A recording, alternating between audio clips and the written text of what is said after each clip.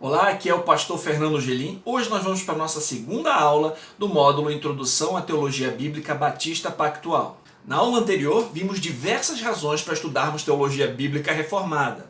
Além disso, aprendemos que ao estudarmos teologia bíblica, buscamos compreender o enredo das Sagradas Escrituras como um livro só e como cada parte se conecta com um todo na história da redenção. Aprendemos também que a teologia bíblica reformada, em suas principais confissões de fé, como Westminster, Savoy e a Confissão de Fé Batista de 1689, segue o modelo pactual e moldou a teologia de denominações históricas, como presbiterianos, congregacionais e batistas reformados. Apresentamos também algumas características da teologia bíblica reformada.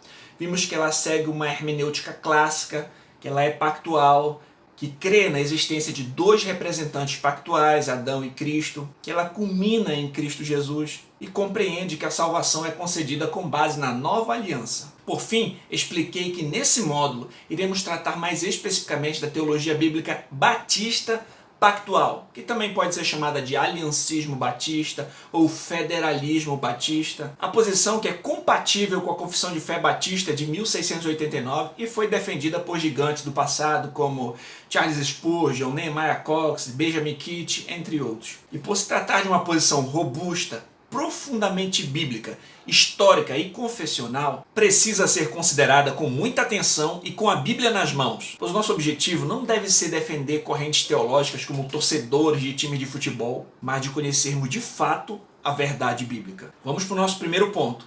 Quem são os batistas? Para adentrarmos no tema mais específico, teologia bíblica batista reformada, precisamos saber quem são os batistas. A denominação batista tem as suas origens na Reforma, especialmente nos separatistas da Inglaterra. A reforma na Inglaterra apresenta duas fases distintas. A primeira, de uma genuína obra da graça, uma vez que ela foi introduzida pela publicação da Palavra de Deus, com o Novo Testamento grego de Erasmo em 1517, a tradução da Bíblia por Tyndale e o uso da Bíblia inglesa, junto com o trabalho de homens verdadeiramente piedosos, uma revolução operou na religião da nação e o seu coração tornou-se protestante. E em segundo lugar, uma revolução política e eclesiástica introduzida pelo rei Henrique VIII, confirmada por sua filha Elizabeth. Suas preocupações primordiais eram primariamente políticas. Criou uma igreja com características católicas e protestantes para agradar a todos. A igreja anglicana possuía uma liturgia católica e uma teologia protestante. Por isso, houve luta entre o partido puritano e o partido da corte. Os puritanos reivindicavam a plena reforma da sua igreja.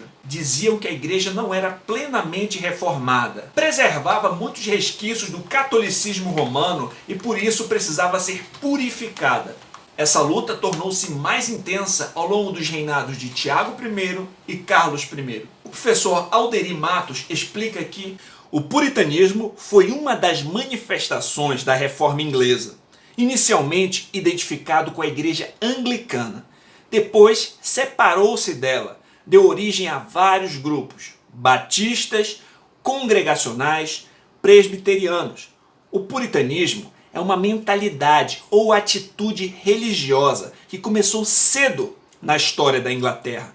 Desde o século XIV surgiu uma tradição de profundo apreço pelas Escrituras e questionamento de dogmas e práticas da igreja medieval. O movimento puritano começou com o trabalho teológico da primeira geração de reformadores ingleses influenciados pela reforma suíça. As ênfases dos puritanos estavam na colocação da verdade antes da tradição e da autoridade, e na insistência na liberdade de servir a Deus da maneira que se julgava mais acertada. Chris Trevelyan explica sobre os separatistas. Essa demanda das forças políticas e religiosas da Inglaterra por conformidade originou um grupo conhecido como separatistas. Os princípios por detrás desse movimento eram a separação entre igreja e Estado, doutrina pura, livre de interesses políticos e reforma geral da igreja. Os separatistas levavam a Bíblia a sério, estavam determinados a entregarem suas vidas por causa dos seus ensinos. Eles afirmavam que a igreja era formada pelos redimidos e não por pessoas politizadas. Eles se recusavam a crer que a Bíblia ensinava alguma hierarquia governamental na igreja regida de cima para baixo. Em vez disso, afirmavam um governo da igreja com alguma participação do povo, regida também pelos níveis inferiores. Além disso, eles prezavam por uma liturgia simples que enfatizasse o Deus Santo.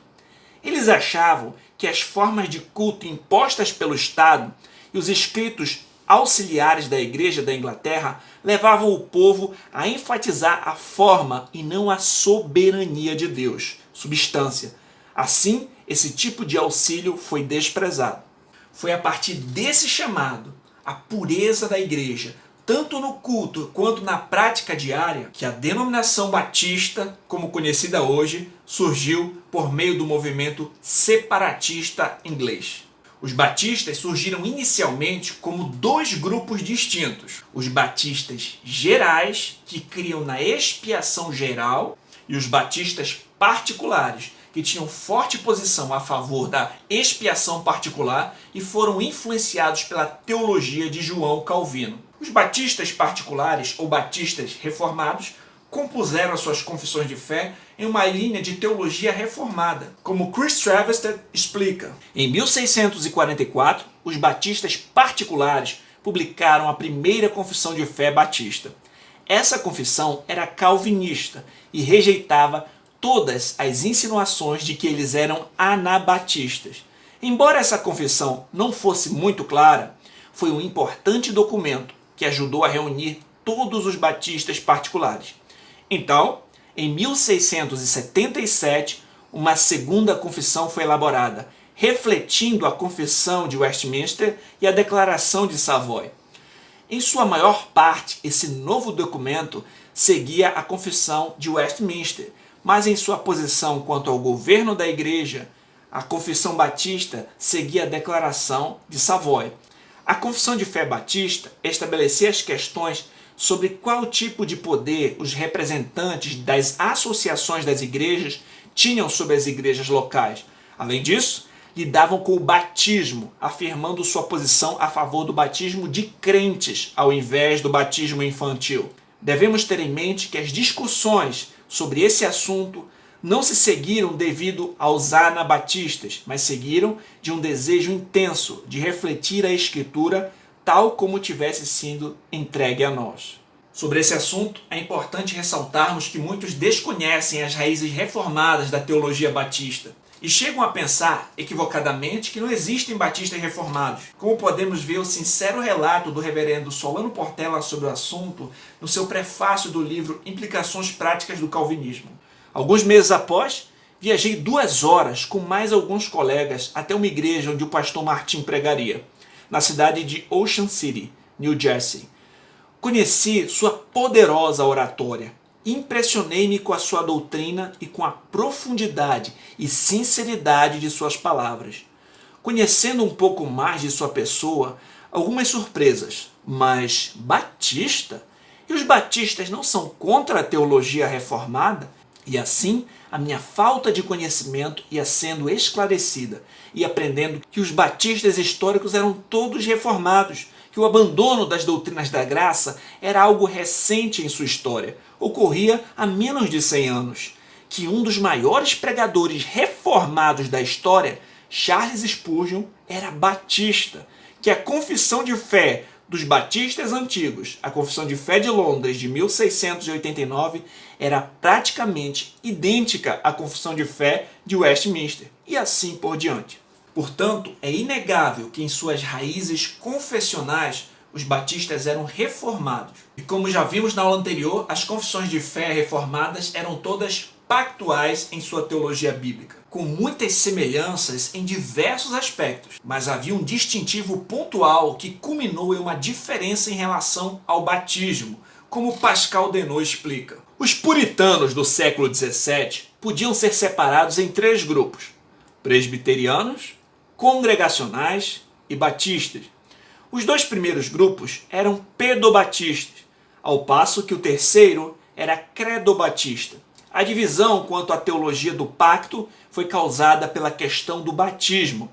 Os pedobatistas defendiam um entendimento da teologia do pacto e os batistas defendiam outro.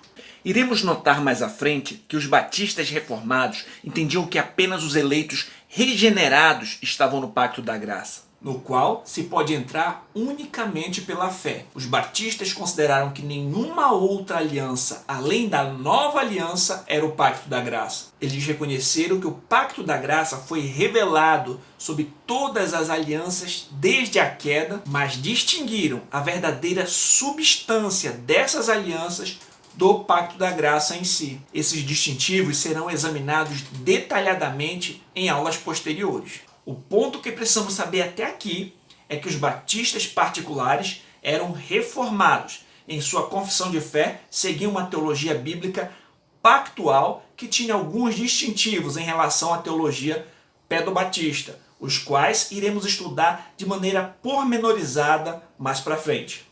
Vamos para o nosso segundo ponto. Quem são batistas pactuais notáveis? Como eu já mencionei, alguns nomes importantes do passado defenderam essa vertente pactual encontrada na Confissão de Fé Batista de 1689. Nessa lista encontramos nomes como John Pillsbury, pertence à primeira geração de batistas calvinistas. Foi o primeiro pastor da primeira igreja batista calvinista fundada em 1688. Ele é um dos signatários da Confissão de Fé de 1644 e de sua versão revisada 2 anos depois. Um ano antes da emissão desse documento, publicou um tratado sobre o batismo em que ele apresenta o entendimento da doutrina da aliança radicalmente diferente dos seus contemporâneos pedobatistas. Henry Lawrence foi um puritano estadista associado a Oliver Cromwell. Publicou um tratado chamado Sobre o Batismo e defendeu um federalismo de acordo com o credobatismo e criticou o pedobatismo. Thomas Pynchon também foi um dos signatários da primeira Confissão de Fé londrina. Foi enviado como missionário à Irlanda sob o governo de Cromwell. Estabeleceu a primeira comunidade de convicção batista ali. Escreveu um tratado chamado A Doutrina do Batismo e a Distinção das Alianças. John Bunyan. John Bunyan é certamente um dos, se não o mais conhecido dos puritanos. Foi autor do livro O Peregrino. Bunyan também escreveu um tratado a respeito da teologia da aliança, chamado A Teologia da Lei e da Graça Revelada. Nehemiah Cox, possivelmente é o teólogo batista mais significante no que diz respeito à teologia pactual. Era filho de Benjamin Cox, um dos signatários da primeira Confissão de Fé londrina. Seu tratado, Um Discurso sobre as Alianças que Deus fez com os homens antes da lei, traça diferenças fundamentais entre presbiterianos e batistas, fundamentados no seu entendimento da aliança abraâmica. Benjamin Keach foi provavelmente o principal teólogo batista da segunda metade do século XVII. As diferenças fundamentais dos batistas estão presentes em seus tratados. E com um asterisco aqui, John Owen. É muito importante destacarmos que até mesmo o príncipe dos puritanos, John Owen, tinha uma interpretação muito semelhante à teologia bíblica batista pactual. Esse ponto foi explorado por Pascal Denot no tópico John Owen, o Batista, no livro Os Distintivos da Teologia Pactual Batista. Por fim, Charles Haddon Spurgeon. O príncipe dos pregadores foi um herdeiro da herança dos batistas particulares. Chegou a publicar a Confissão de Fé Batista de 1689 e afirmou: pensei ser correto reimprimir em forma econômica esta excelente lista de doutrinas que foram subscritas por ministros batistas no ano de 1689. Nós precisamos de um estandarte pela causa da verdade. Pode ser que este pequeno volume ajude a causa do glorioso Evangelho, testemunhando claramente quais são as suas principais doutrinas. Sobre a teologia pactual, Spurgeon fez a seguinte citação: a doutrina do pacto divino está na raiz de toda a verdadeira teologia. Já foi dito que aquele que entende bem a distinção entre o pacto de obras e o pacto da graça é um mestre em teologia. Estou convencido de que a maioria dos erros que os homens cometem sobre as doutrinas da Escritura se derivam de erros fundamentais no que diz respeito aos pactos da lei e da graça. É notável que para Spurgeon a teologia pactual estava na raiz de toda a verdadeira teologia. E ele destacou a importância da Confissão de Fé de 1689 a ponto de prefaciar sua reimpressão. Atualmente, nomes como Pascal Denot, Jeffrey Johnson, Thomas Nettles, Samuel Henihan, James Henihan, Richard Barcellos, Sam Waldron são alguns dos diversos nomes que têm feito parte do legado dos batistas pactuais e têm publicado diversos livros sobre o assunto. Vamos então para o nosso terceiro ponto, um resumo do enredo das Sagradas Escrituras. Agora que já entendemos quem são os batistas e as raízes de sua teologia, a qual busca a verdade das Escrituras, vamos partir para uma próxima etapa. Examinaremos o enredo das Sagradas Escrituras em um voo panorâmico para termos uma visão geral da história, para posteriormente pousarmos o avião e tratarmos de temas mais específicos, termos teológicos e outros detalhes. Já notamos que o Senhor tem um plano que se desenvolve ao longo da história de maneira magistral, trazendo glória para si mesmo. Em seu capítulo sobre a aliança de Deus, a Confissão de Fé Batista, de 1689, explica: esta aliança é revelada no Evangelho, primeiramente a Adão, na promessa de salvação pela semente da mulher, e depois por etapas sucessivas, até que a sua plena revelação foi completada no Novo Testamento e é fundada naquela transação da eterna aliança que houve entre o Pai e o Filho para a redenção dos eleitos. E é somente pela graça desta aliança que todos, da caída posteridade de Adão, que já foram salvos, obtiveram a vida e a bem-aventurada imortalidade. O homem agora é totalmente incapaz de ser aceito por Deus naqueles termos em que Adão permanecia em seu estado de inocência.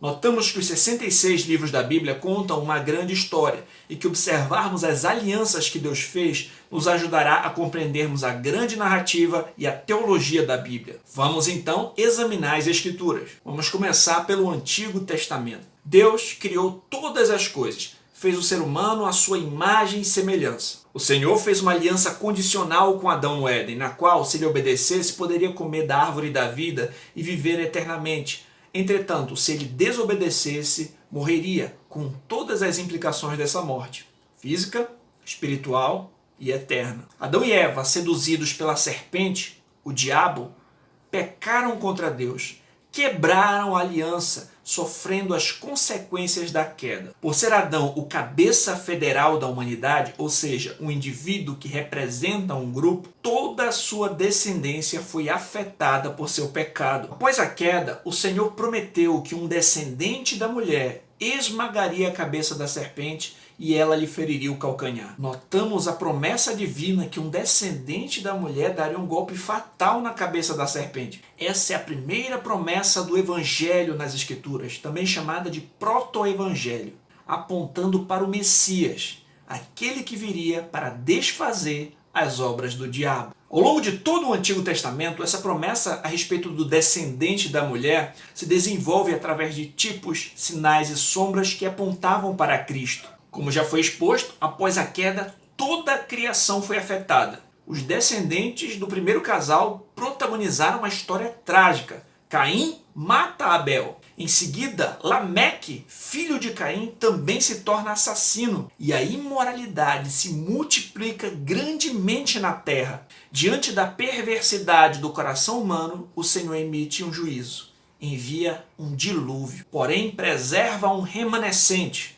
Noé e sua família são salvos da morte em uma arca. Após o dilúvio, o Senhor faz uma aliança com Noé, a qual o sinal seria um arco no céu. E a promessa divina era de preservação, na qual o Senhor garantiu que não destruiria mais a terra por meio de um dilúvio. Essa garantia traz uma estabilidade física para o desenvolvimento da promessa. Entretanto, após o dilúvio, a corrupção humana permanece. Notamos na sequência que os homens, em direta rebelião a Deus, ao invés de obedecê-lo, buscam unir-se para engrandecerem a si mesmos, erigindo uma torre que chegasse até o céu. O Senhor intervém mais uma vez. Isso culminou na dispersão deles sobre a terra, após o Senhor confundir as línguas que falavam, a ponto de não entenderem uns aos outros. No desenrolar da história, de Ur dos Caldeus, o Senhor chamou Abrão, a quem fez promessas a respeito de uma terra, uma descendência e de que todas as nações da terra seriam abençoadas por meio do seu descendente.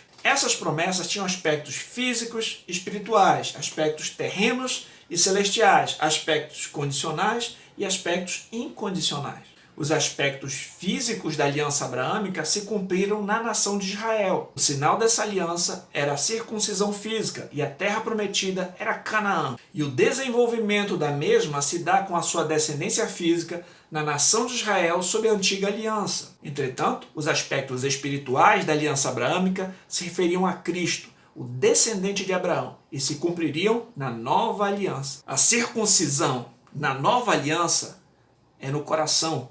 E os herdeiros dessas promessas são aqueles que creem em Cristo, aqueles que têm a fé de Abraão. Notamos mais uma vez a condução do Senhor na história. Lembrando da aliança que fez com Abraão, resgatou o povo do Egito de maneira milagrosa sob a liderança de Moisés. O Senhor endureceu o coração de Faraó, enviou 10 pragas e após a última delas, o Senhor lhes tirou com mão forte do Egito, abrindo o mar vermelho para que o povo hebreu passasse e fechando o mar em juízo aos cavaleiros de Faraó. Com Moisés, Deus também fez uma aliança no Sinai. A antiga aliança, a aliança sinaítica, tinha aspectos condicionais, como o pacto feito com Adão no Éden. Obedeça e viva, desobedeça e morra. É uma aliança nacional, condicional e temporal. A nação de Israel é constituída nas leis cerimoniais, civis e morais da aliança sinaítica. Ela serve para preservar a linhagem do Messias, aponta para ele através de sombras, sacrifícios e cerimônias, mostra a necessidade de obediência perfeita à lei, da expiação de pecados, da necessidade de um mediador e serve de aio para conduzir a Cristo. Depois da morte de Moisés, o Senhor levanta Josué para adentrar a terra que prometera, Canaã. De maneira sobrenatural, as muralhas de Jericó são derribadas e a terra é conquistada. Posteriormente, após a morte de Josué, o Senhor suscitou juízes para guiar a nação de Israel, que fez o que é mal perante o Senhor, seguindo o costume das nações pagãs. Na sequência, o povo de Israel, que embora soubesse que o Senhor era o seu Deus, desejou um rei como o das outras nações, escolheu Saul. Como seu rei, esse se tornou transgressor. Porém, um rei segundo o coração de Deus, da linhagem de Judá, foi escolhido conforme a profecia de Jacó. Fez Deus uma aliança com Davi e prometeu a este que um descendente seu herdaria o trono para sempre. Essa promessa também se referia a Jesus Cristo. Após a morte de Davi, Salomão, seu filho, reinou em um período de grande prosperidade em Israel. Porém, Salomão não era o descendente prometido em última instância. Após sua morte, seu filho Roboão agiu de maneira insensata e o reino acabou se dividindo. Diante de tantas transgressões e imoralidades, os dois reinos que agora existiam acabaram sendo levados ao cativeiro. O reino do norte para o cativeiro na Assíria, e o reino do sul para o cativeiro babilônico. No período do cativeiro babilônico, o rei Nabucodonosor teve um sonho com uma estátua grande que tinha cabeça de ouro, peitos e braços de prata, ventre e quadris de bronze, e as pernas e os pés em parte ferro, em parte barro. E uma pedra foi cortada sem o auxílio de mão, a qual feriu a estátua nos pés de ferro e de barro e os esmiuçou. Daniel, por meio de uma revelação divina, interpretou o sonho do rei, afirmando que a cabeça representava o rei da Babilônia, Nabucodonosor, e as outras partes, dinastias subsequentes, até que no dia desses reis, o Deus do céu levantará um reino que não será jamais destruído. Esse reino não passará a outro povo, esmiuçará e consumirá todos esses reinos, mas ele mesmo subsistirá para sempre. Muitos intérpretes entendem que os reinos mencionados por Daniel seguem a seguinte ordem. A cabeça de ouro representa o rei da Babilônia, Nabucodonosor. O peito e os braços de prata, o Império Medo-Persa. O ventre e os quadris de bronze, o Império Grego, sob o domínio de Alexandre o Grande. As pernas e os pés, o Império Romano. A pedra que derruba a estátua representa Cristo e o avanço do reino de Deus. Stuart Olyott comenta que foi nos dias do Império Romano que um outro reino foi estabelecido, um reino que está sempre crescendo e nunca terminará. Foi nos dias do Império Romano que uma pedra sem origem veio a este mundo, o reino de Cristo, e esse reino durará para sempre. Além disso, os profetas falavam de uma aliança superior que estava por vir e anunciavam a vinda do Messias. Vamos então para o Novo Testamento. Temos visto que na providência divina o Senhor conduziu a história, levantou e derrubou reinos, fez promessas e alianças, mas um ponto central não pode ser perdido de vista. John Owen compreendeu bem que Cristo é o fim principal de toda a Escritura. William Ames acerta ao constatar que o Antigo e o Novo Testamentos podem ser resumidos a essas duas coisas.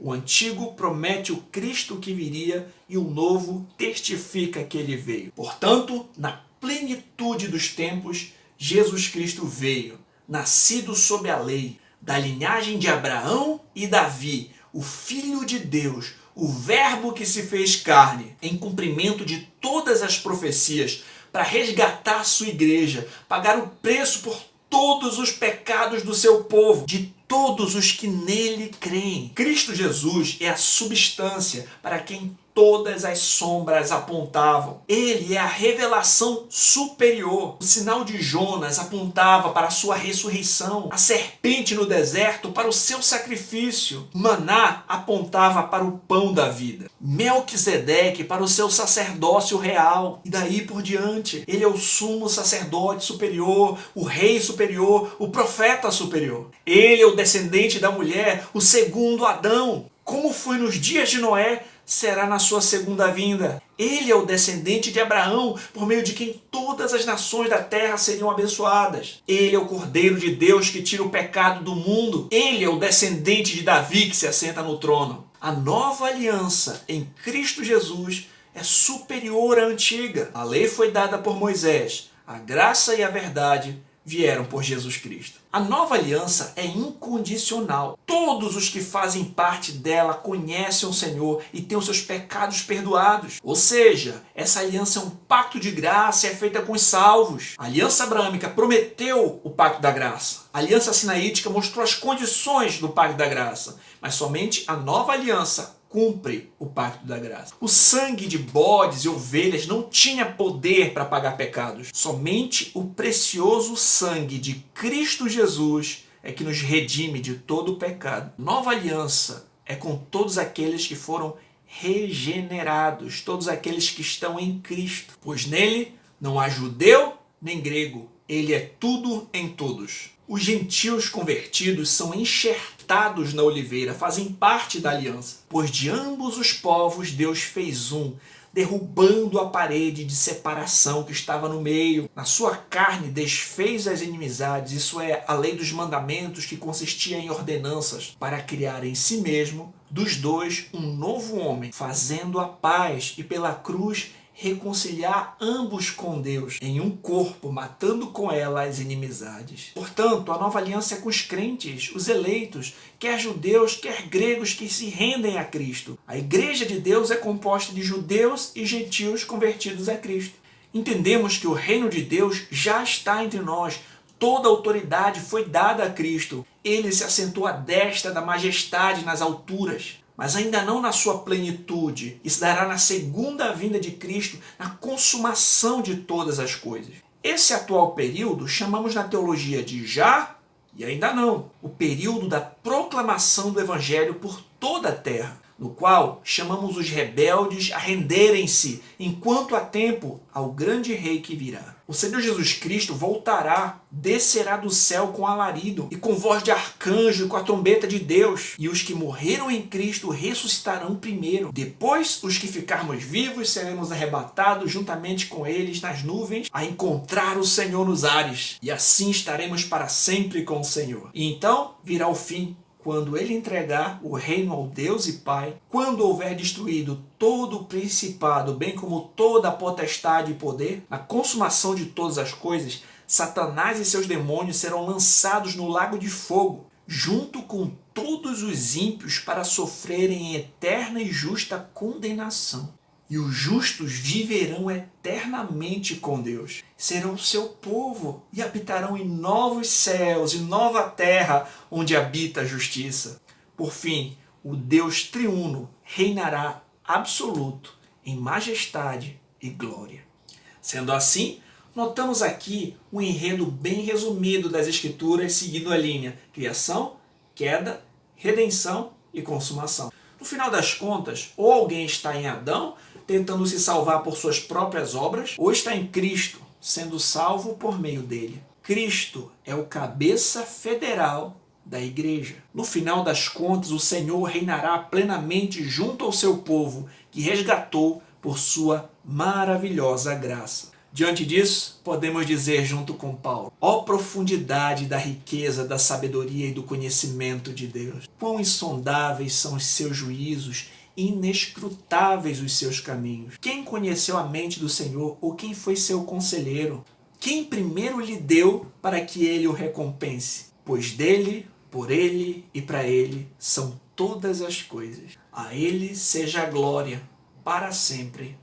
Amém. Vamos destacar alguns pontos centrais nesse enredo. Primeiro, a queda de Adão afetou toda a sua descendência, pois ele era o representante federal da humanidade. A Confissão de Fé Batista de 1689 concorda. Nossos primeiros pais, por este pecado, decaíram de sua retidão original e da comunhão com Deus, e nós neles. E por isso a morte veio sobre todos. Todos nos tornamos mortos em pecado e totalmente corrompidos em todas as faculdades e partes da alma e do corpo. Segundo, um Salvador foi prometido desde Gênesis 3,15. A Confissão Batista de 1689 afirma: esta aliança é revelada no Evangelho, primeiramente a Adão, na promessa de salvação pela semente da mulher. Terceiro, essa promessa se desenvolveu ao longo de todo o Antigo Testamento por etapas sucessivas. A promessa de redenção informa e une toda a história redentora. A Confissão de 1689 cita: e depois por etapas sucessivas. Notamos diversas sombras, tipos e figuras que apontavam para Cristo. Várias alianças que Deus fez que prepararam caminho para a vinda de Cristo na plenitude dos tempos. Quarto, o cumprimento dessa promessa se deu somente na nova aliança em Cristo. Confissão Londrina concorda, até que a sua plena revelação foi completada no Novo Testamento.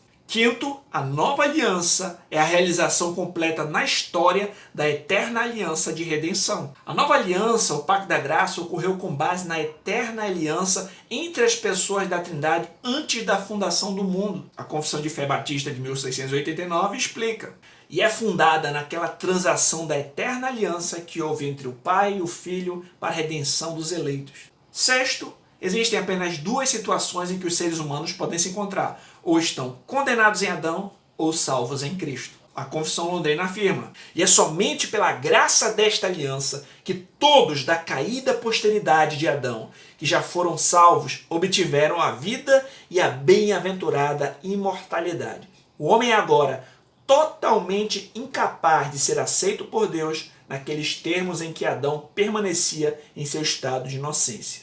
As alianças nas Escrituras. Notamos nesse breve resumo algumas alianças mencionadas nas Escrituras, as quais iremos trabalhar com maior profundidade nas próximas aulas. Entretanto, já podemos identificá-las. Nós vemos a aliança com Adão, Noé, Abraão, Moisés, Davi e Jesus Cristo. Para concluir, aprendemos na aula de hoje que os batistas têm uma herança reformada em sua história e pactual em sua confissão de fé.